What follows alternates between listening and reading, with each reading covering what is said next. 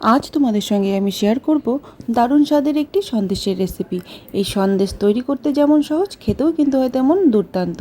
আর তৈরি করতে কিন্তু তেমন কিছু উপকরণ লাগে না, খুব সামান্য উপকরণ দিয়ে খুব সহজে দারুণ স্বাদের এই সন্দেশটি তৈরি করা যায়। তো চলো বন্ধুরা, রেসিপিটি শুরু করি। তার আগে হ্যালো এভরিওয়ান, কেমন আছো তোমরা সবাই? আশা করছি সবাই ভালো আছো, সুস্থ আছো। চলে আসলাম আরেকটি নতুন রেসিপি নিয়ে তোমাদের কাছে। তো চলো সন্দেশের এই রেসিপিটি শুরু করি। প্রথমে এখানে আমি 1 লিটার দুধ জাল করতে বসিয়েছি। তো দুধটাকে কিন্তু প্রথমে খুব ভালোভাবে ফুটিয়ে নিতে হবে, মানে দুধটাকে অনেকটা সময় ধরে ফুটিয়ে নিতে হবে। দুধটা যখন ফুটে আসবে এইভাবে নাড়াচাড়া করে গ্যাসের ফ্লেম লো করে দিয়ে কিন্তু আরও কিছুক্ষণ জাল করে নিতে হবে। তো দেখো আমি কিন্তু দুধটাকে খুব ভালোভাবে ফুটিয়ে জাল করে নিয়েছি। তো এবার আমি গ্যাসের ফ্লেম লো করে দিয়ে এর মধ্যে দিয়ে দেবো হচ্ছে ভিনিগার। এখানে আমি 2 চামচ ভিনিগার আর 2 চামচ জল একসঙ্গে মিশিয়ে নিয়েছি। তো এটা দিয়ে এবার আস্তে আস্তে আমি নাড়াচাড়া করতে থাকবো। দুধটা কিন্তু কেটে যাবে, মানে ছানাটা হয়ে যাবে। এখানে কিন্তু আমি গ্যাসের ফ্লেম এই সময় অফ করে দিয়েছিলাম। তো গ্যাসের ফ্লেম অফ করে দিয়ে আস্তে আস্তে এইভাবে নাড়াচাড়া করতে থাকবো। খুব সুন্দরভাবে কিন্তু ছানাটা কেটে যাবে। দেখো এখানে কিন্তু ছানা কেটে গেছে, দেখেই বোঝা যাচ্ছে ছানার থেকে যে জলটা বের হয় সবুজ, সেটা কিন্তু বের হয়ে গেছে। তো এবার এটাকে আমি এখান থেকে নামিয়ে নেব, মানে ছেঁকে নেব। এবার একটা স্ট্রেনারের মধ্যে আমি ছানাটাকে ঢেলে দিলাম। এবার এটাকে কিন্তু আমি 2-3 বার জল পাল্টে ধুয়ে নিয়েছি। তো সেটা কিন্তু আমি আর তোমাদের সঙ্গে শেয়ার করিনি, কারণ যেহেতু ভিনিগার দিয়ে আমি ছানা করেছি, তাই খুব ভালোভাবে 2-3 বার জল দিয়ে কিন্তু আমি ধুয়েছি।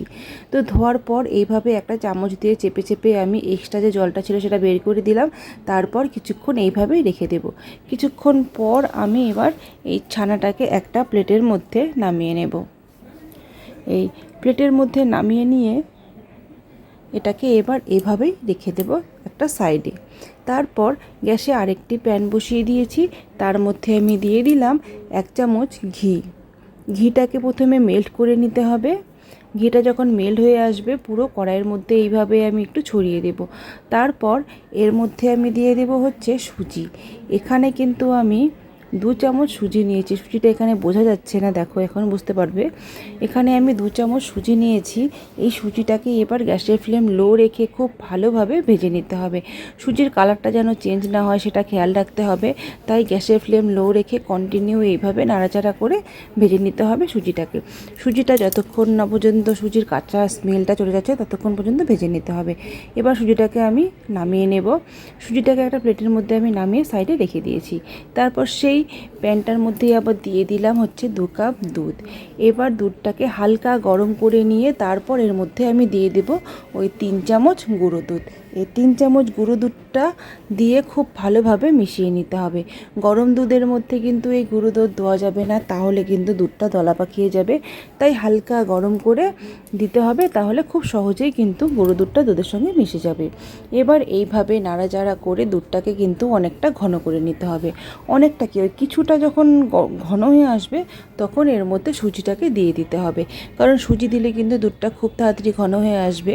তাই দুধটাকে খুব বেশি ঘন করবার দরকার নেই, একটু ঘন করে সুজিটাকে এখানে দিয়ে দিলাম। এই সময় কিন্তু আমি গ্যাসের ফ্লেম লো রেখে সুজিটাকে একটু ভালোভাবে নাড়াচাড়ে কুক করে নেব। তো সুজিটা যখন একটু ভালো করে কুক হয়ে যাবে, দেখো তোমরা দুধটা কিন্তু অনেকটা সুজির মধ্যে অ্যাবজর্ব হয়ে যাবে। দেখো এবার এর মধ্যে আমি দিয়ে দেবো হচ্ছে সেই কনডেন্স মিল্ক, মানে আমি কিন্তু এখানে চিনি দেবো না। এইখানে দিয়ে দিলাম ওই 5 চামচের মতো কনডেন্স মিল্ক। এই কনডেন্স মিল্কটা দিয়ে খুব ভালোভাবে মিশিয়ে নিতে হবে।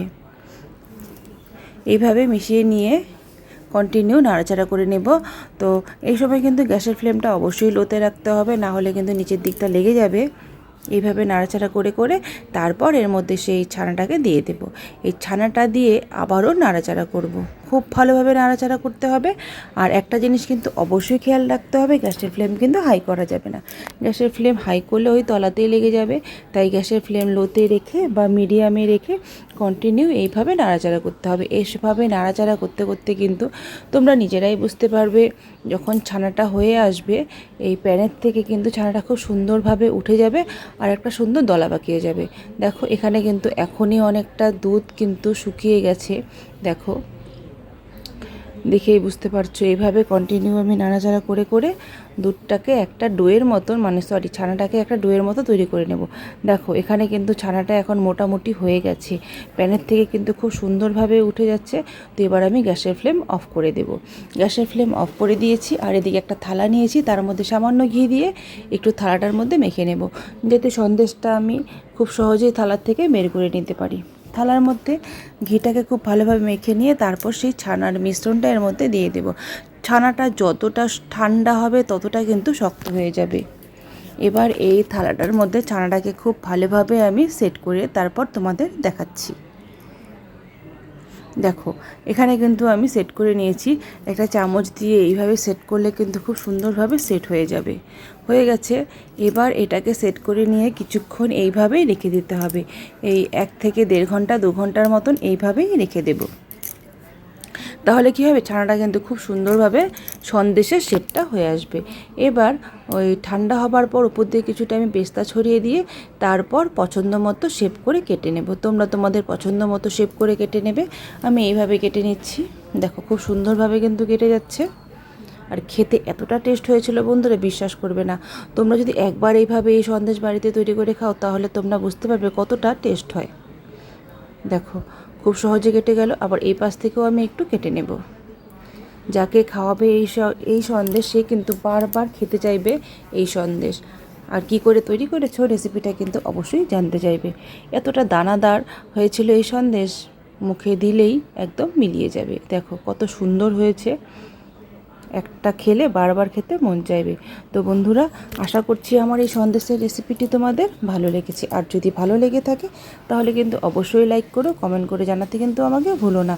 যারা নতুন এসছো তারা কিন্তু অবশ্যই সাবস্ক্রাইব করো, আর যারা আগে থেকে সাবস্ক্রাইব করে রেখেছো তাদেরকে অসংখ্য অসংখ্য ধন্যবাদ। দেখা হবে আবার নতুন কোনো ভিডিওতে। ভালো থেকো, সুস্থ থেকো, টাটা।